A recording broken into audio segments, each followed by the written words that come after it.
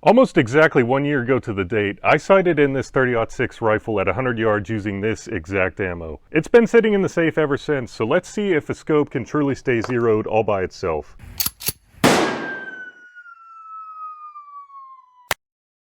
If you're only here for the short answer, well then shame on you. Then no, scopes themselves do not lose zero on their own, except in very rare circumstances. More on that later. Now let's go over the three culprits as to why you might think that your scope is actually losing zero.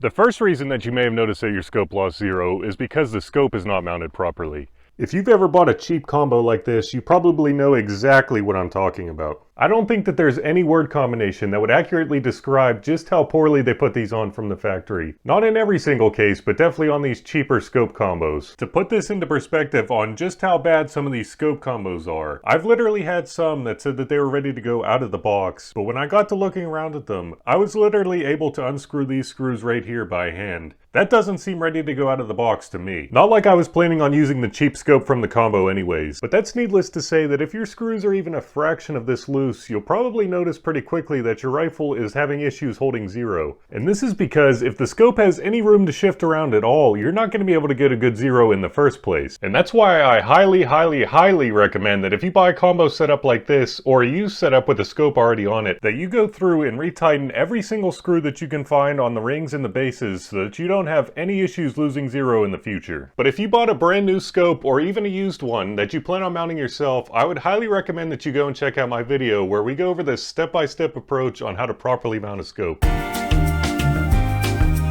There's one thing that I forgot to mention, and I promise that it'll be quick, is that if you're using a scope with exposed turrets like this, especially ones that don't lock, make sure that the numbers are exactly where you had them set whenever you zeroed the rifle so that you're not wasting unnecessary ammo at the range. Guys, I can't tell you the number of times that these turrets right here have gotten shifted and bumped around on the way to the range, leaving me to think that the rifle had lost zero for some reason. Now, I'm not trying to scare you, because I could probably blow on these turrets and they would turn. But the moral of this story is, if your rifle has lost zero, always make sure to check the exposed turrets first before checking anything else.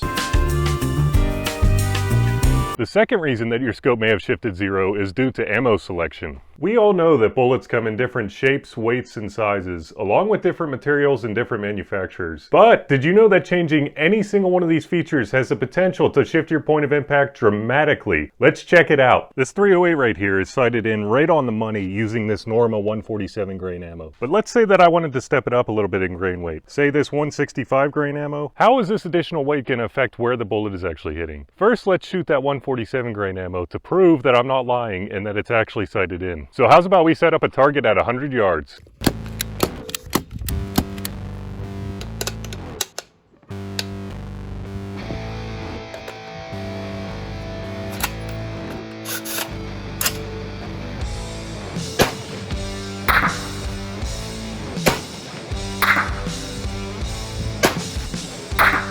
Let's go check it out and see what we got. Well, these targets definitely don't want to stay together today. Still though, that's a pretty good group. 2 shots here and I pulled the last one up top. I'm definitely not complaining about that. I think that we proved that the rifle is sighted in with those 147s, but let's see where the 165s are going to hit. I've never shot 165 grain ammunition out of this rifle, so I really don't know what to expect, but let's go ahead and find out. If you find this video useful so far, I'd sure appreciate if you snipe that like button. I'd also recommend that you go and check out my website, link in the description below.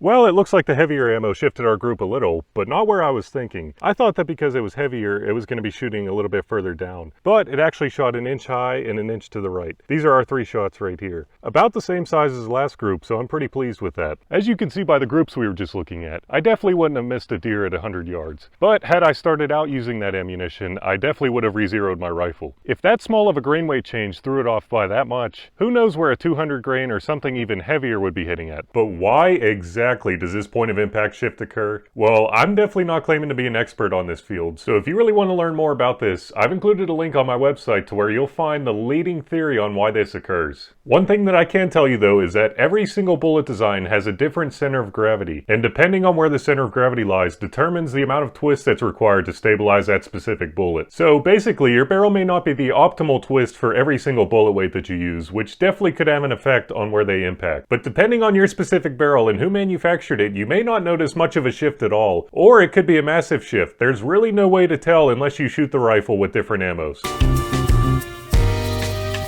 The third reason you might notice a shift in Zero is when you clean your rifle. Unfortunately, shooting is a very dirty process, and every time you pull the trigger, you're introducing fouling to the rifling of the barrel. More specifically, whenever we're talking about centerfire cartridges, we're mainly talking about copper fouling. During the manufacturing of a barrel, grooves are cut down the bore of the barrel to create what is known as rifling, and unfortunately, there are tiny imperfections left on the rifling after this process is complete. But what in the world does this have to do with cleaning? Basically, every time a copper bullet rides down the bore of the barrel, it's creating a thin layer on top of the rifling. This is what's known as copper fouling, and after a certain amount of shots, the maximum amount of copper has built up inside the barrel. From that point onward, each bullet is riding on a uniform amount of copper, which translates to consistency. Up to a certain point, of course. Obviously, after being in the elements all deer season, or shooting a bunch of rounds through your rifle, you're going to want to go ahead and clean it. But in doing so, you're most likely going to remove some, if not all of that copper fouling. And because your rifle was zeroed based on that copper fouling, you'll most likely notice a point of impact shift next time you go to the range. Just make absolute certain that you don't re-zero your rifle based on this shift, because after you reintroduce enough copper back into the barrel, it should be shooting to the same point of impact as it was before. So as you can see, none of these culprits are the fault of the scope, but we haven't actually proven that a scope can hold zero on its own, so let's go check that out. Almost exactly 1 year ago to the date, I sighted in this 30-06 rifle at 100 yards using this exact ammo. It's been sitting in the safe ever since, so let's see if a scope can truly stay zeroed all by itself. I'm going to be using this lead sled right here just to make 100% certain that I'm getting a good group. So how's about we set up a target at 100 yards?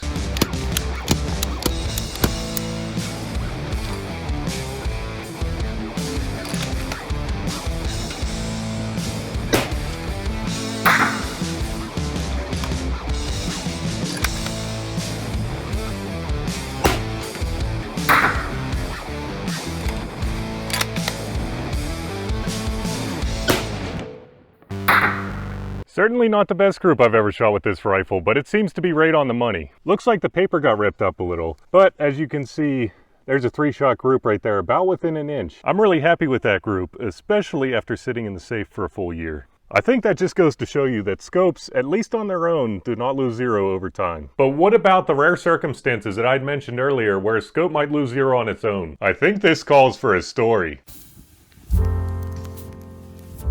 So there I was, testing loads in my 350 Legend.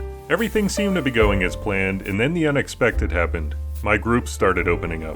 My loads couldn't possibly be this bad, I thought, so I kept on shooting. Within the next couple of shots though, I wasn't even hitting paper, so I went to the first culprit. Was the scope actually mounted properly? I looked and looked, but everything seemed to be fine until I actually looked through the scope itself. To my amazement, the reticle had shifted. Surely this can't be the scope, I thought. But after looking and looking again for anything that I could have possibly done wrong, I indeed found it to be the scope. Luckily, I was able to get a brand new scope through their excellent warranty program, but it definitely ended my range days short. So there's the rare circumstance. If the scope itself fails, then obviously you're gonna lose zero. If you want to see more videos like this, let me know in the comment section down below. Thanks so much for watching, and remember, don't let ballistics drive you bananas.